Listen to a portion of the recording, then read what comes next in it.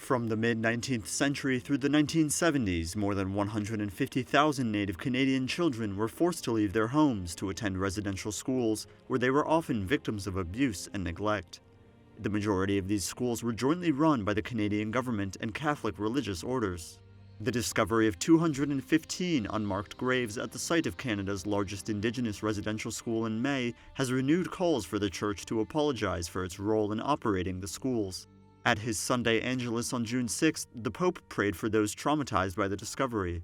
La triste scoperta accresce ulteriormente la consapevolezza dei dolori e delle sofferenze del passato. Since then, several churches on Indigenous land have been burned down, acts which community leaders say are counter to helping Indigenous populations heal.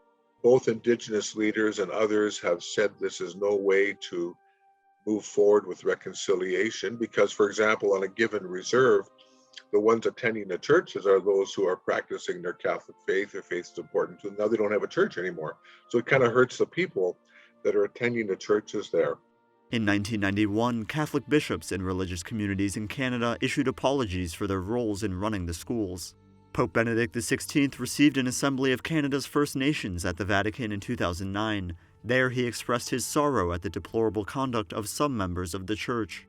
During his visit to the Vatican in 2017, Canadian Prime Minister Justin Trudeau invited Pope Francis to visit Canada to formally apologize for the Church's role in running many of the country's residential schools, a gesture which would carry significant implications for the Church.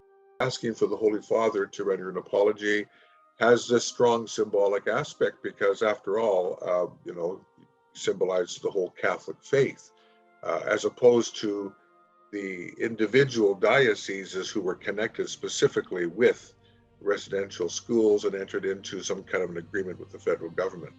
Although the Pope has said he would not personally be able to visit Canada, he has confirmed that he will meet with 3 groups of Indigenous Canadians in December, a significant opportunity for the Church to respond to the needs of Indigenous groups. There's a strong symbolism to this for the whole country and for Indigenous people and the Church in general.